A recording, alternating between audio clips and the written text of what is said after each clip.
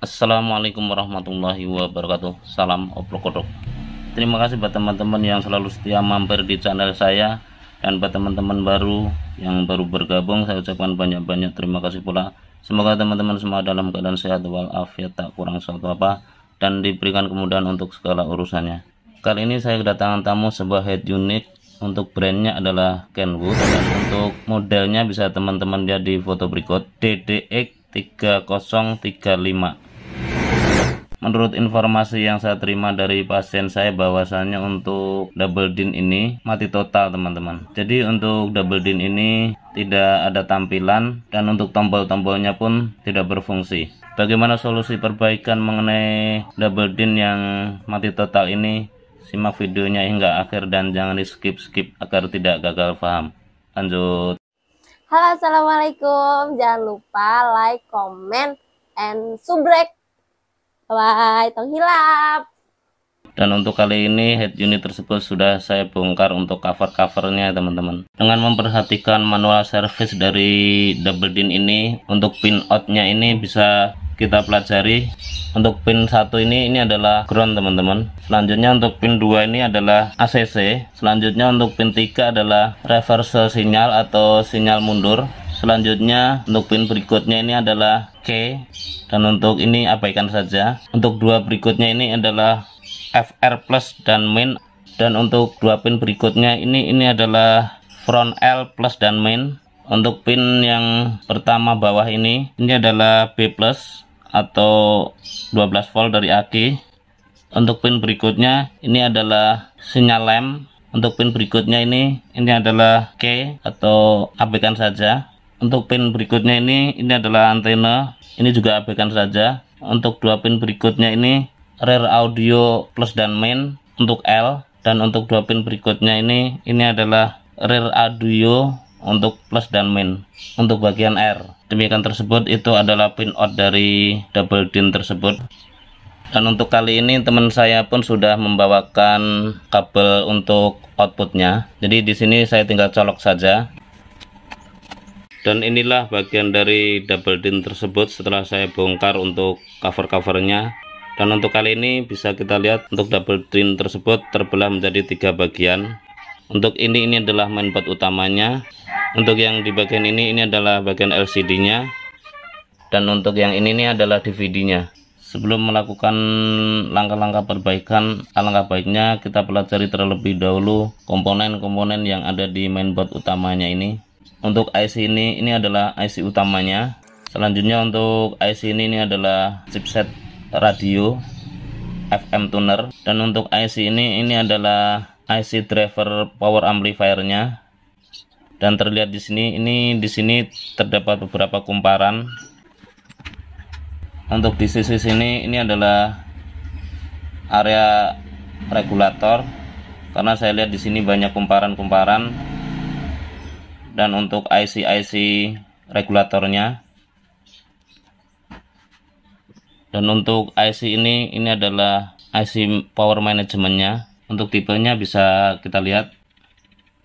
Untuk tipenya LV5680N.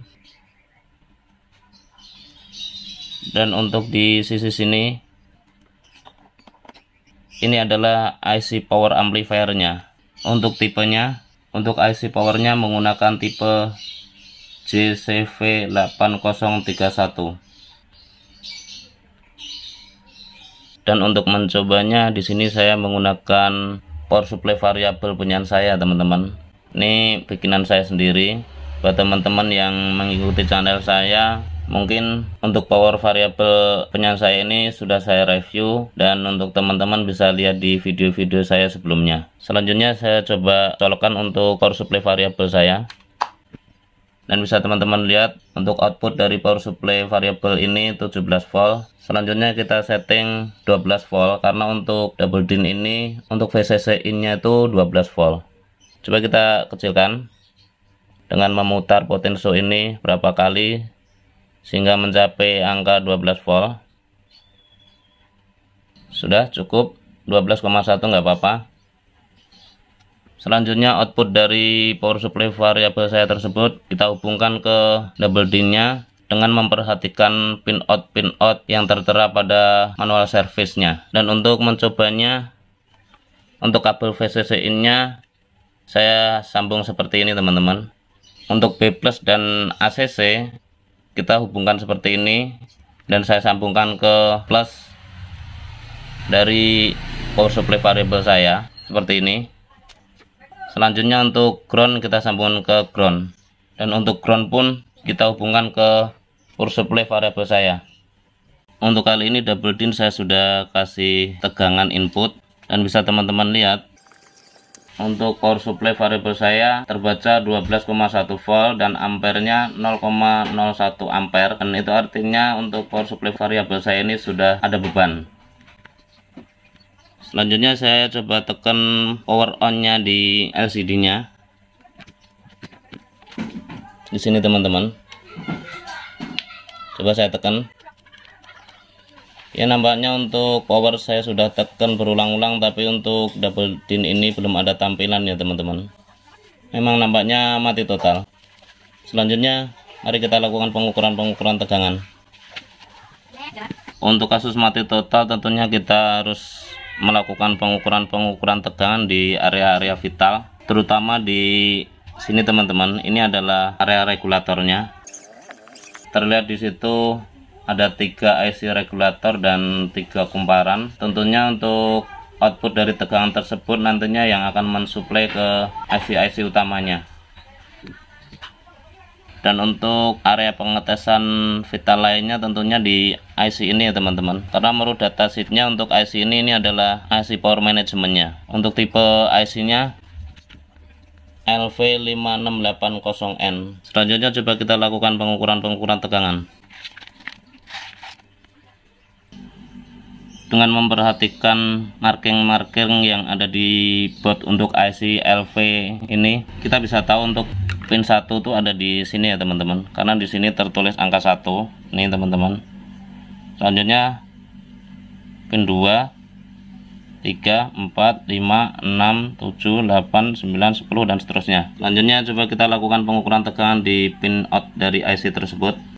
Teman-teman bisa melihat apa yang ditampilkan di multitester saya. Dengan memperhatikan datasheet dari IC tersebut, coba kita lakukan pengukuran. Untuk pin 1 nampaknya 0 volt ya teman-teman. Selanjutnya pin 2 pun terukur sama 0 volt. Untuk pin 3 pun terukur 0 volt. Untuk pin 4 pun terukur 0 volt. Untuk pin 5 pun sama terukur 0 volt. Untuk pin 6 pun terukur sama 0 volt. Ada tapi kecil banget 0,01. Untuk pin 7 sebagai VCC in. Nah, untuk pin 7 terukur 12,15 volt dan itu normal ya teman-teman. Untuk pin 8 nampaknya 0 volt juga hadir tapi kecil. Untuk pin 9 pun nampaknya nggak ada ya teman-teman, 0 volt. Untuk pin 10, nah pin 10 ini ada tapi kecil. Untuk pin 10 pun nampaknya 0 volt juga. Untuk pin 11 nampaknya ada tapi kecil banget, 0,1 volt dan itu goyang-goyang ya. Untuk pin 12, nah untuk pin 12 itu nampaknya hadir 5 volt, terukur 4,975 volt dan itu stabil.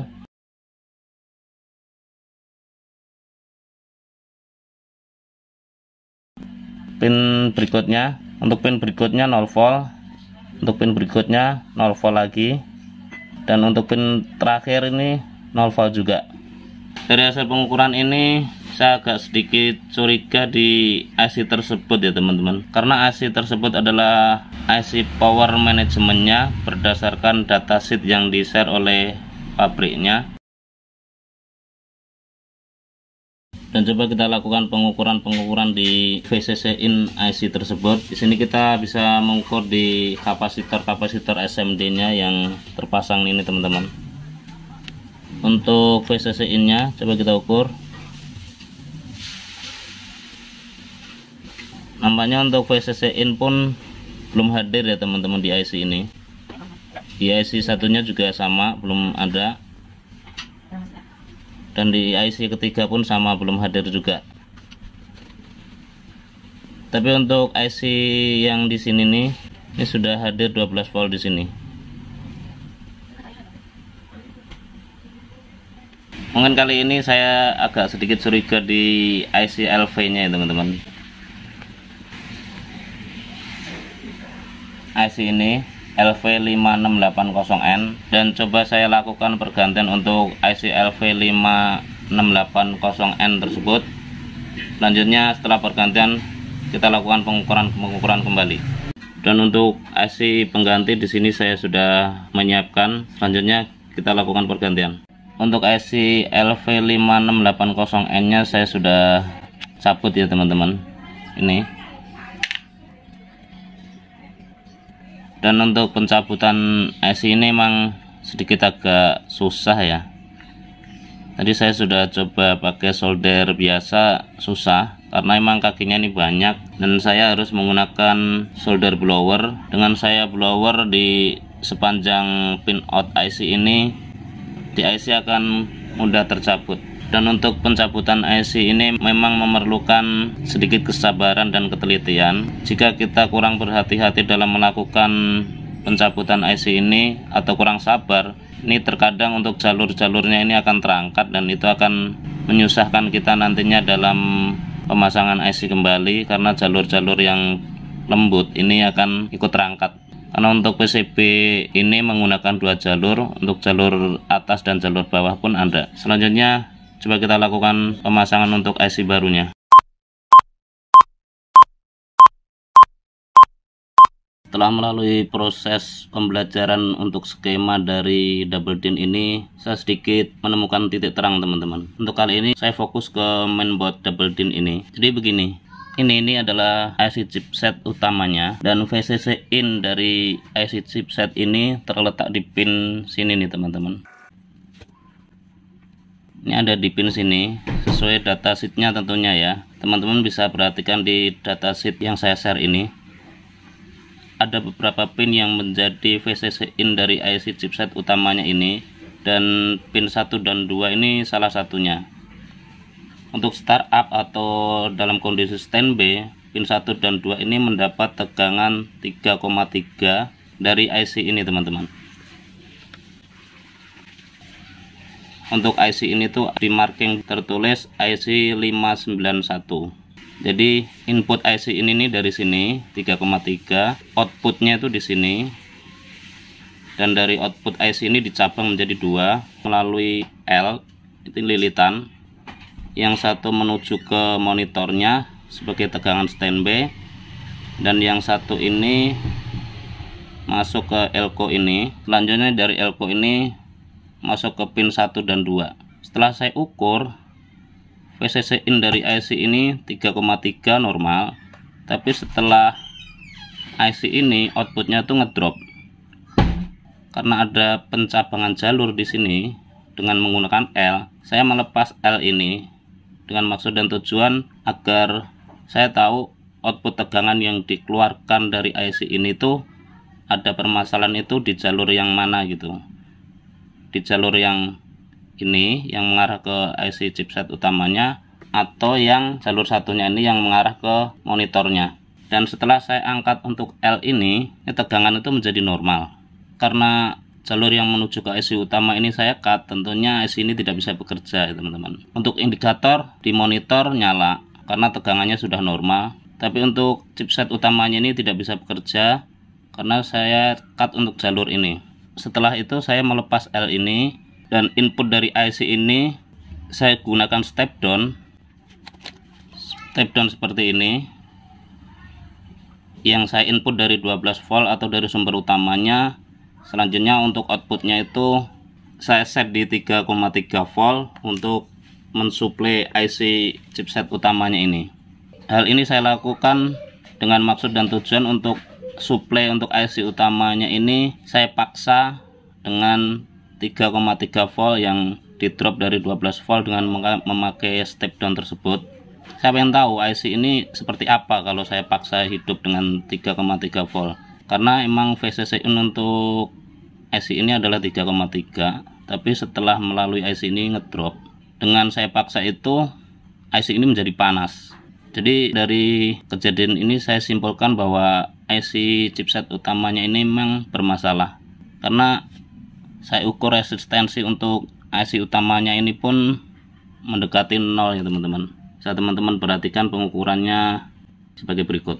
Nah, untuk range pengukuran ini saya menggunakan ohm, dan untuk resistensi VCC in di elko ini saya akan ukur, dan bisa teman-teman lihat untuk resistensinya. Nah, untuk resistensi elko terhadap ground yang menjadi VCC in IC ini hampir mendekati 0 ya, 4,9 ohm, dan itu artinya sudah dekat dengan ground. Dengan resistensi yang rendah tersebut, saya menyimpulkan untuk IC ini memang bermasalah. Dengan hasil pengukuran resistensi yang rendah tersebut, makanya output dari IC ini ngedrop. Coba kita lakukan pengukuran untuk tegangan setelah IC tersebut, dan untuk mainboard kali ini sudah saya colokkan ya teman-teman. Dan untuk range pengukuran saya rubah ke DC.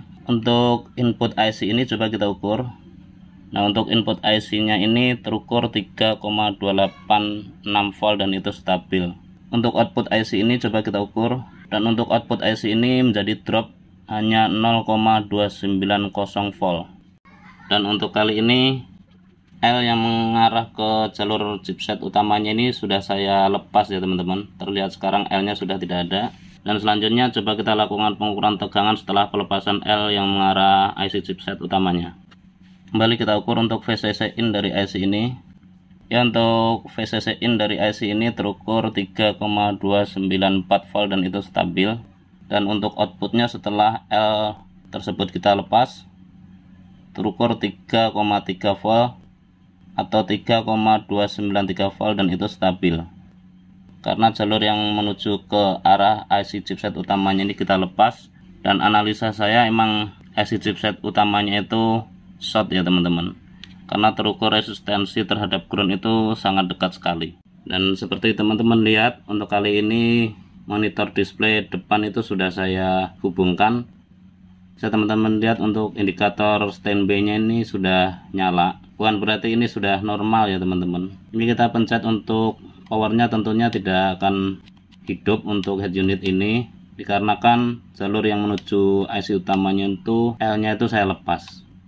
Karena saya sambung pun nggak akan hidup, karena analisa saya itu untuk IC chipset utamanya tersebut itu memang bermasalah, ada short. Untuk selanjutnya mungkin saya akan konsultasikan hal ini dengan pasien saya untuk IC tersebut, beliaunya itu mau lanjut atau enggak. Dan saya sudah browsing-browsing untuk IC utamanya tersebut itu untuk di Indo itu tidak ada, adanya itu di Cina. Untuk harga sih masih terjangkau ya, kisaran 150, tapi untuk timingnya, waktu deliverynya itu memakan waktu yang lumayan lama ya, kisaran 2 minggu sampai 3 mingguan. Setelah pasien saya tersebut menyetujui dan saya akan order untuk IC tersebut, selanjutnya akan saya pasang di mainboard ini untuk menggantikan IC lama. Terima kasih buat teman-teman yang sudah mengikuti tutorial ini dari awal hingga akhir, semoga bermanfaat. Share ke teman-teman bila informasi ini dirasa penting dan berguna. Akhirnya dari saya, billahi taufik wal hidayah. Assalamualaikum warahmatullahi wabarakatuh. Salam obrol.